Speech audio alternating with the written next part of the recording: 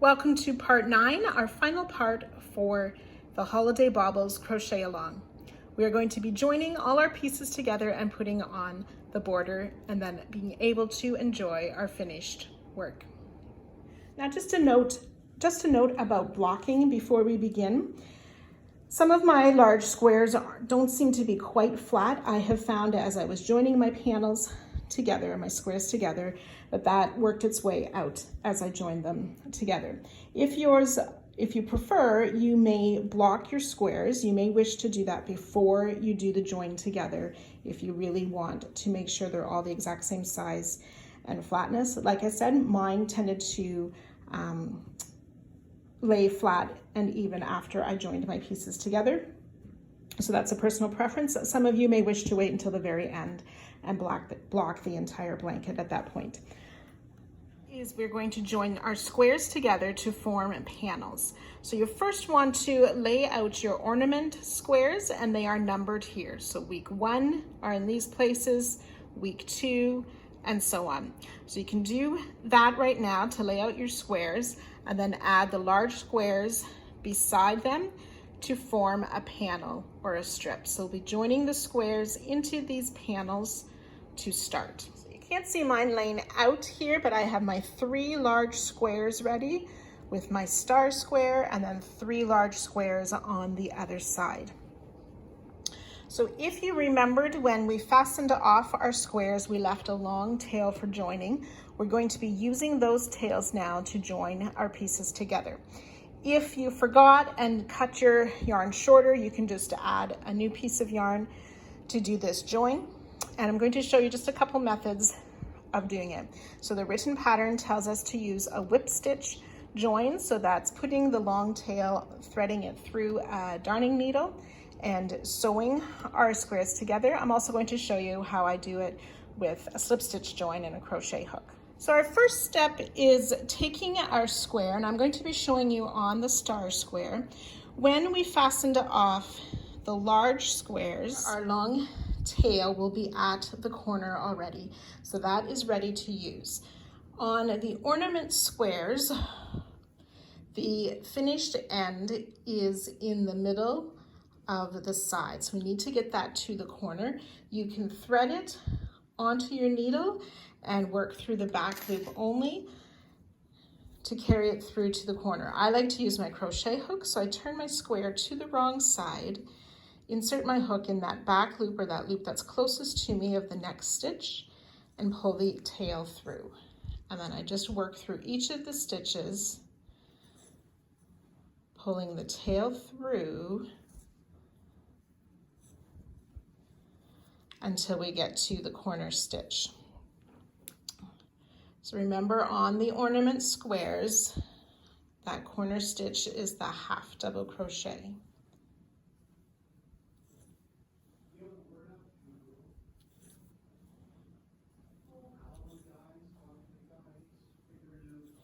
So that's the single crochet in the corner, and this next one is my corner stitch, the half double crochet. So now my long end is in place, ready to sew to the adjoining square. So when we sew our squares together, you can do it a couple different ways. So some people like to keep the right sides together and have the squares just touching each other on a counter or table. If I were doing that, I would likely move them this direction and then thread your needle with your long tail.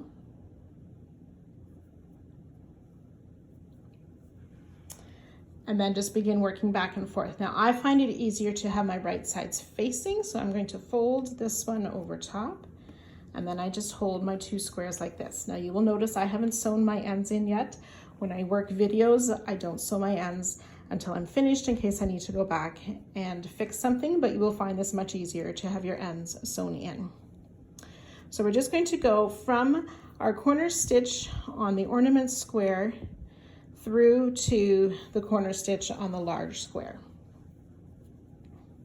Now you can either work, you're going to work through each of the next stitches. You can work through both loops, which will make a little tighter of a join as you sew together. So I'll just do a few working through both loops, starting with the square, the ornament square on top and the large square back behind.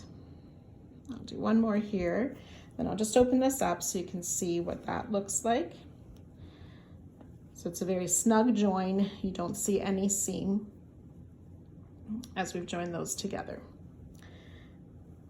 Or if you prefer, you can go through just one loop. So I would take the back loop, which is the loop closest to me on this top square, and the back loop, the one farthest from me, on the next square. I'll work a few stitches like that for you to see that join. So just each stitch, matching the stitches up from the front and the back square and sewing those together. So if I open that up, you can now see you can sort of see the seam. Depending on how tight you make those stitches, those top loops then form sort of like a little bit of a ridge in between. So it's however you prefer to work that join. Since we're using the same color, it doesn't matter. We don't see a different color with our join. So you're welcome to do that whichever way you prefer, either tighter together, working through both loops, or working just those back loops. So you want to make sure it's fairly snug, particularly if you're working back loops only, so that join isn't spread apart too far, but not too tight that it pulls your work. You've worked all the way down the square. You'll just want to go through that half double crochet again and the corner space on the large square. And then I like to put my needle through the loop just to make a knot. And then I turn my work and begin to weave my end in. But first, you want to check that you have the seam in the right location. So it should be on the side of the ornament square attached to the next square. And then once that is correct, you can just weave in your loose end through the stitches on the square to finish off.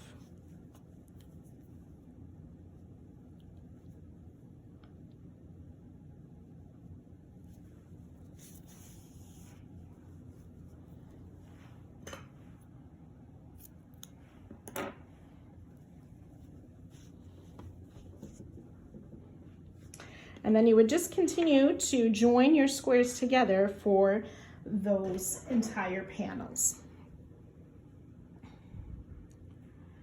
Okay, so I was working with panel 1 here. So I need to make sure I'm joining those 3 large squares plus square 8 and 3 more large squares. And you'll work your way through all of the panels, joining the sides of the squares together. You will notice that some panels have 6 blocks and some panels have 7 blocks.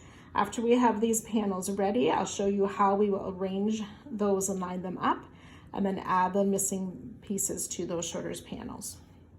Now, if you forgot to leave a long tail, or you just prefer not to sew, you can also use a hook and slip stitch your squares together. So I'm just entering through the corner space of each of my squares, pull the loop up, and make a slip knot.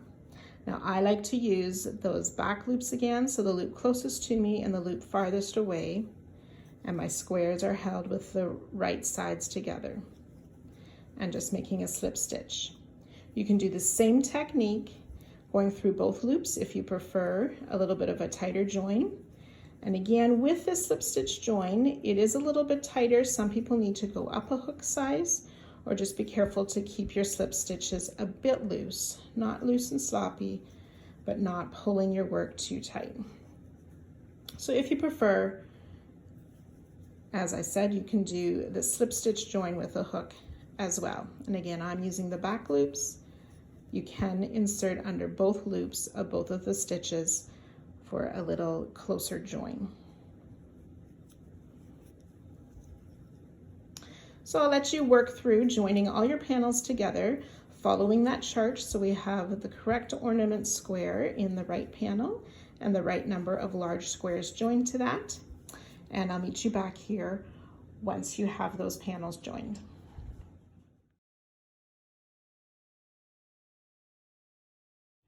So when you've made all your panels, you will want to lay them out that the center of each panel is staggered from the one before. You will notice how panels 2, 4, and 6 are shorter than the other panels.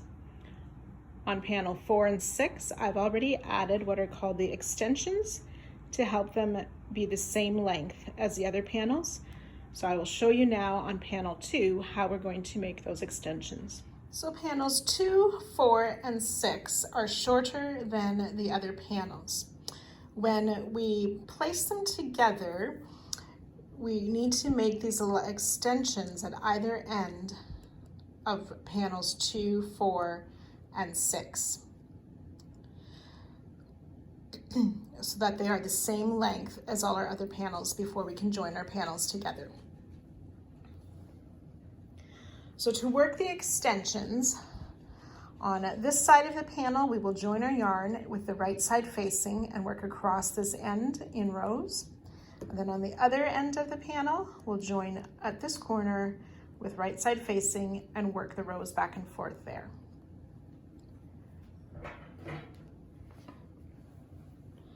So with color G and your same size hook as we used for our squares, you want to join. So this is my panel 2. I'm joining on my right side bottom corner. If you're left-handed, that'll be opposite for you.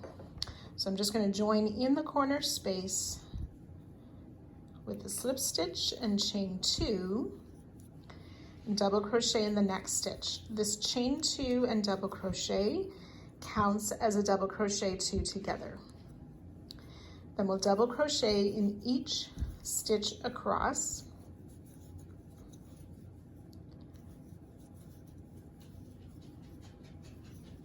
until the stitch just before the next corner, and I'll meet you at that point. So I've worked my double crochet all the way down. The stitch just before the corner, I will yarn over, insert in the stitch and pull up a loop, yarn over, pull through 2, and we'll leave the 2 loops on the hook, yarn over, insert in the corner space and pull up a loop, yarn over, pull through 2, there'll be 3 loops on the hook, yarn over, pull through all 3 loops for another double crochet 2 together. So in between the first and the last double crochet 2 together, there will be 25 stitches for a total of 27 stitches. Then for rows 2 through 7, we will chain 3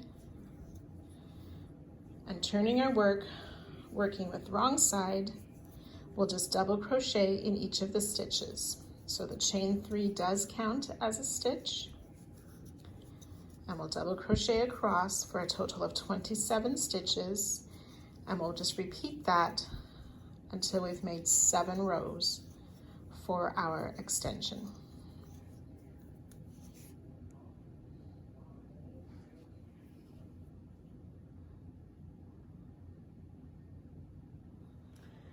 So we have 7 rows then of double crochet for the extension, 27 double crochet per row. So you want to make sure you work this on both ends of panels 2, 4, and 6, and I'll meet you then. Now just a tip for you, try to pay attention to your tension, that you're working with the same tension as you used for the squares. It's easy working these double crochet rows back and forth to get a bit looser as we work, and then it's too big for what we need. So just watch your tension carefully on this section. So when we have completed all of the extensions, it's time to join our panels together. So we'll use the same method as we did when we joined the squares, working on the wrong side. Now you may find it helpful to place stitch markers where they join. You want the seam of these squares to be in the middle of this next square and this seam in the middle of this square. So you may want to use some stitch markers to mark those places so it lines up evenly as you join these together. So you can go ahead and join all panels, and I'll meet you then.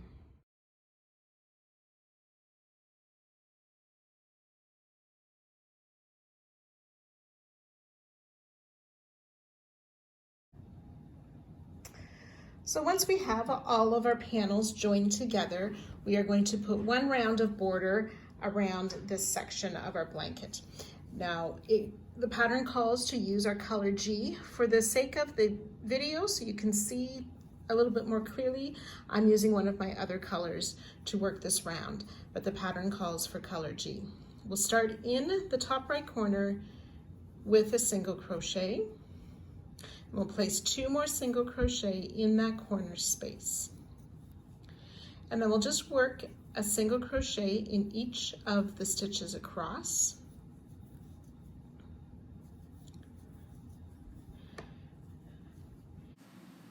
Place 1 single crochet in each chain space as well. And then 3 single crochet in each of the corner. When you've worked your way around, you'll join with a slip stitch to our starting stitch and fasten off.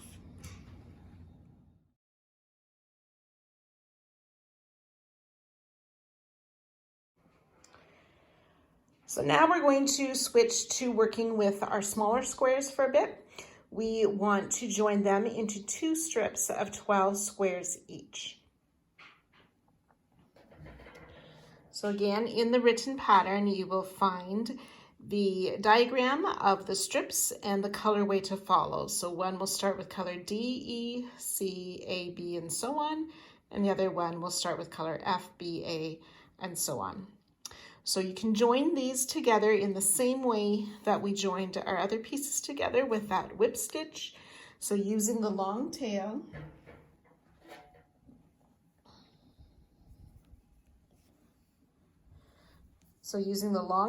of each of the squares to join it to the next square in the same way that we did our other squares, and following that chart in the written pattern of which colors go against each. So you can go ahead and make those 2 strips now.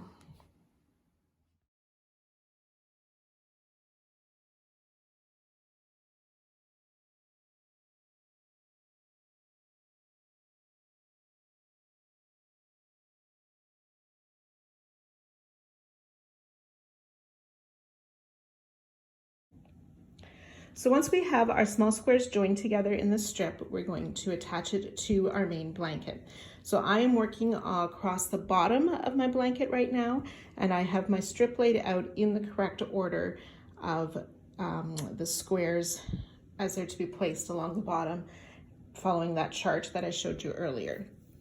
So we want to use a joining technique called the mattress stitch so that we don't see the join at this point. Now remember, my round of single crochet around, I used an alternate color so that you could see clearly. I'm going to be using my main color right now to join, as you'll be able to see that against my single crochet. It does call for your color G or main color. So what we want to do is find the corner stitch on our blanket. We go in from the top between the 2 loops of the stitch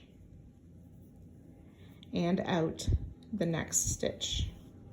And then we want to come over to our small square. We go in between the loops of that chain in the corner and out through the back loops of the next stitch on that corner and pull through. Now I'm not going to pull too tight at this point so I can see where my stitches will go. We'll insert back on the main blanket between the 2 loops and out the middle of the next stitch.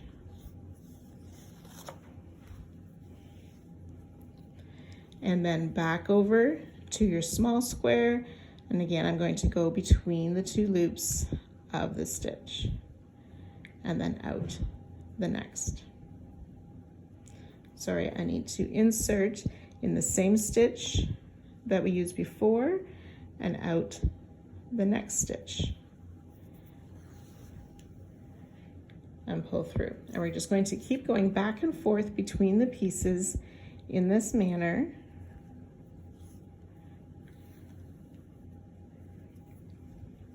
Always inserting in the stitch we used and out the next stitch.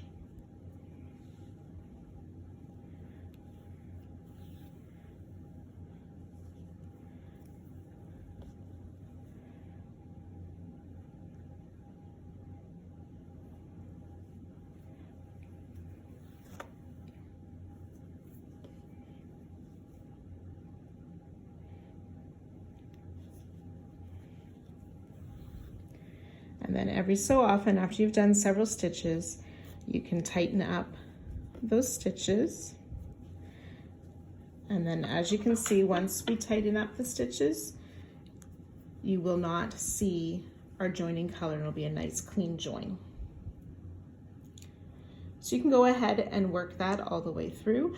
There are many different tutorials of the mattress stitch. If you need further help with that, please look those up. And we can join the bottom strip and the top strip, and I'll meet you back here after those are joined. Now, if you prefer, you can crochet these strips to the blanket as well. I've put my right sides together, making sure that my strip along the bottom is in the right order and sequence of those small squares. You would want to use the color of the single crochet border round of the main blanket, which would be color G. Again, I used a different color. So you go through the chain 2 loop, you'll want to find that middle or center single crochet of the corner of the main blanket, and you're going to go through both loops this time and make a slip stitch. You don't want to pull the slip stitch too tightly, and again through both loops of both the square and the blanket, and make a loose slip stitch, or go up a hook size so you're not working too tightly. I'll do a few more stitches and then I'll show you how this join will look. It won't be quite as clean of a join as if you used the mattress stitch.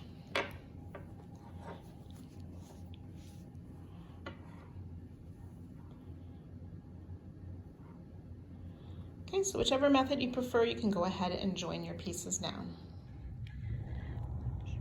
So as you work on joining these squares to the blanket, I recommend adding stitch markers every so often to keep your work together. The length of the small squares should match the width of the blanket, but it will not necessarily be equal number of stitches. So just adding these stitch markers to keep it evenly spaced as you join will be helpful.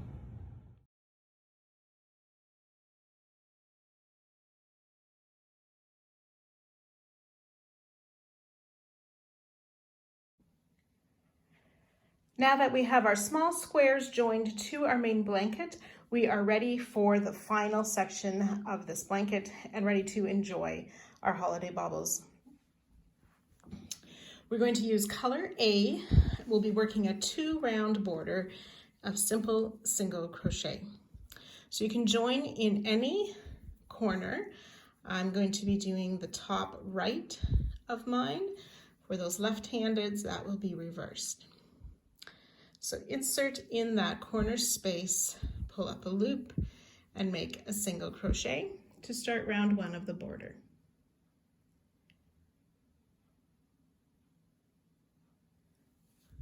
We'll place 2 more single crochet in that corner space, and then we will place a single crochet in each of the stitches down this top. And when we get to the chain 2 corner spaces of those small squares, we'll just place 1 single crochet in each of those spaces as well.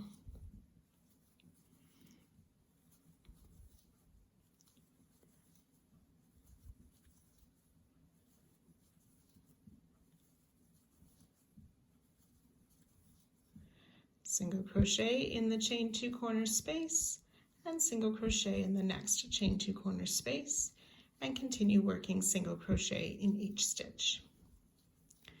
When you get to the next corner, you'll place 3 single crochet in there, and then work down the side, single crochet in each stitch.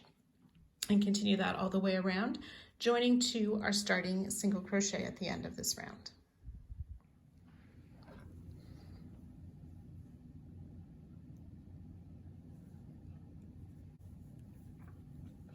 Round 2 then, we will chain 1 where we joined, single crochet in that same stitch.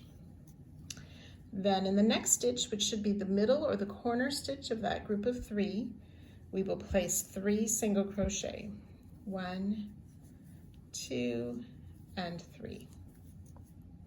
And then we'll just work a single crochet in each of the stitches down all 4 sides with those 3 single crochet in the corner stitch.